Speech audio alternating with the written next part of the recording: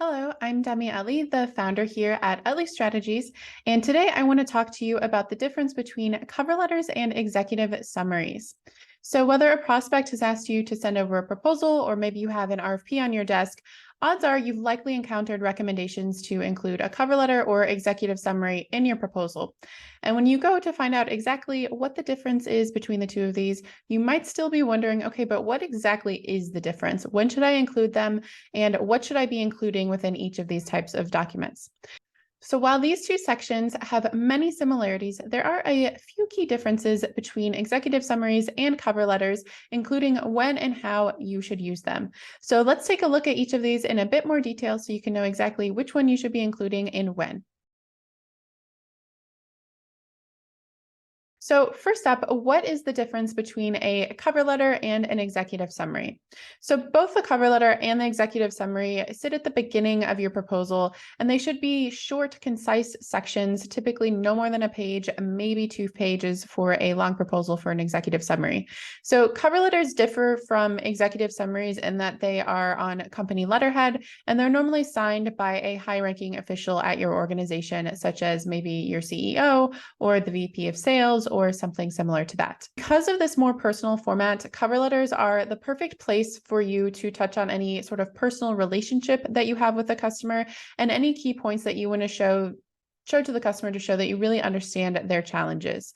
Executive summaries, on the other hand, tend to be more about the specific project and less about your relationship or future relationship with the customer, though you can, of course, include some information on that as well. In the executive summary, you'll open with a summary of the customer and their current challenges and sort of what their landscape looks like. And then you'll dive into a quick overview of the potential solution and explain why whatever it is that you are selling is the perfect option for them. So if you're still unclear on the difference between the two, let's look at each one in a bit more detail to clear that up for you. So we'll talk about cover letters first. And if you've watched any of my videos or read any of my blogs, then you know that cover letters are actually my favorite section of the proposal. I find that they're actually one of the most underutilized sections in proposals as well, but they are the perfect place to really jump in and share more of that personal side of your company and what you're selling to really connect with the buyer. So your cover letter should sit directly after the cover page, but before the table of contents, unless you're responding to an RFP and they recommend you include it in a different spot, then of course follow the RFP instruction. Because this is the first written section of the proposal, the cover letter is the perfect place for you to make a really great first impression. So you can use the cover letter to just connect with buyers on a more human level by showing them that you understand, their current challenges, their situation, and how your company will help them to actually achieve their goals and help to move from those challenges to the place where they want to be.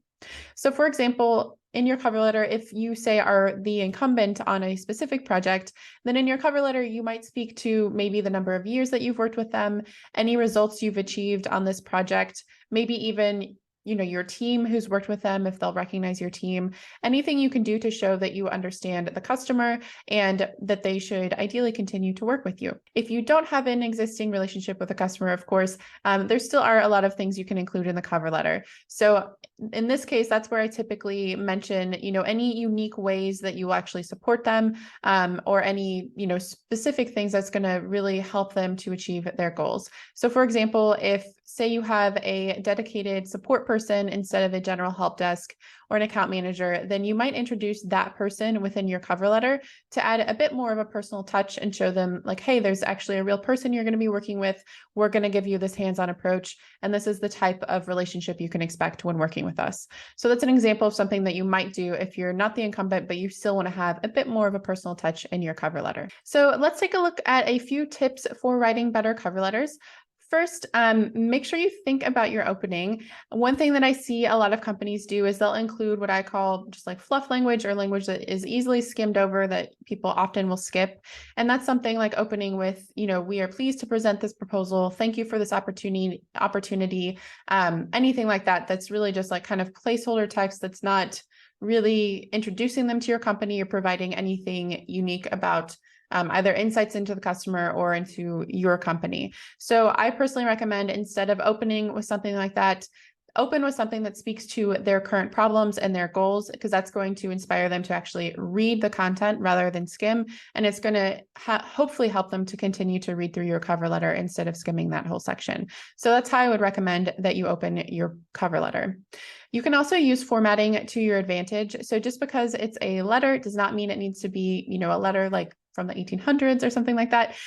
You can actually use bullet points and have shorter paragraphs and things like that to make it easier to convey your points and your message, and just make it easier for the buyer to read and encourage them to actually read it if it looks a little bit easier to read just when they look at the words on the page.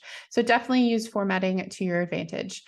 Also, make sure in your cover letter, just like the rest of your proposal, you should be focusing on the buyer and their goals. So this should not be, an overview of your company. You shouldn't be mentioning your office locations unless that's important to them, or your company timeline or anything else like that. Like, this should really focus on the customer and their goals and your relationship with them and how you're going to help them to achieve that.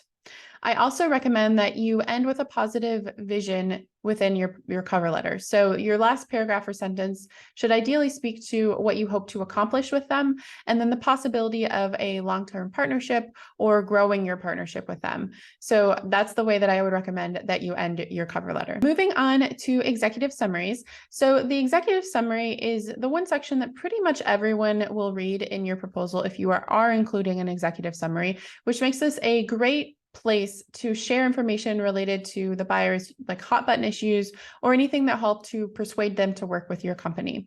So in general, the executive summary will go right after the table of contents, but before the rest of your proposal.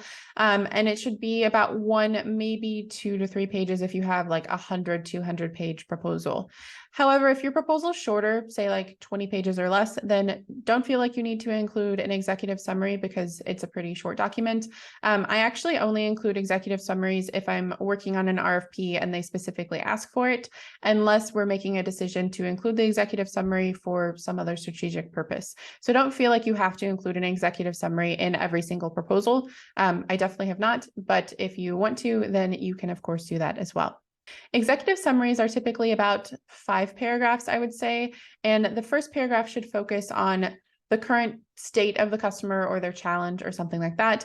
And then you'll follow that up with an introduction to the solution to help them overcome that challenge. And then you'll go into information on why your company is the best option to provide that solution.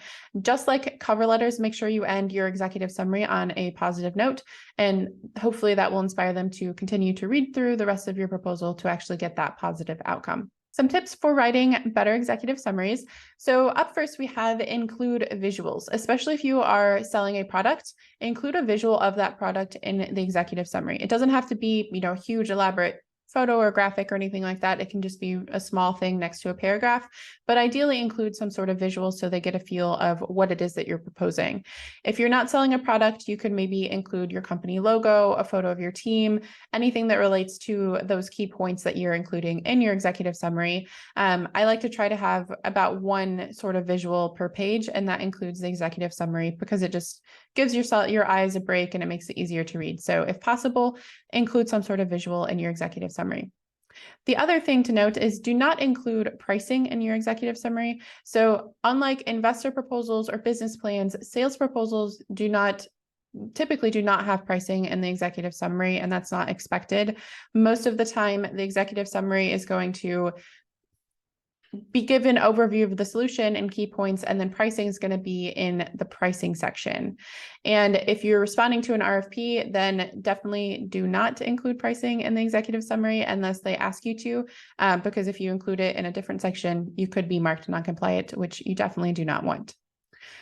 For your executive summary, make sure that you limit it to about 3 to 5 main points. I typically do about 3. And avoid sharing too much detail because you want it to be, again, a summary and something that's easy for them to read. So if you find that you have a lot of points and it's really hard for you to condense all of them, one thing that you can do is have sort of like umbrellas of different types of topics and use that as your main points. So for example, if you have a good help desk team and you also have 24/7 support and you also have a dedicated support person, then you might group all of this under something called like customer support when you need it versus having each of those be their own point. So that's just a way that you can group all of them together. Okay, so that's everything that I had for the differences between cover letters and executive summaries. So now it's time for you to go out and start writing your own. If you're unsure exactly how to get started, then don't worry. Make sure you check out our free training on the 6 key strategies to write winning proposals, which will help you to start writing and just find different ways and types of techniques that you can use to create better proposals. So I'll link to that training below. In the meantime, make sure you go ahead and subscribe to be notified of new videos to learn more about proposals and proposal writing tips. I'll see you in the next video.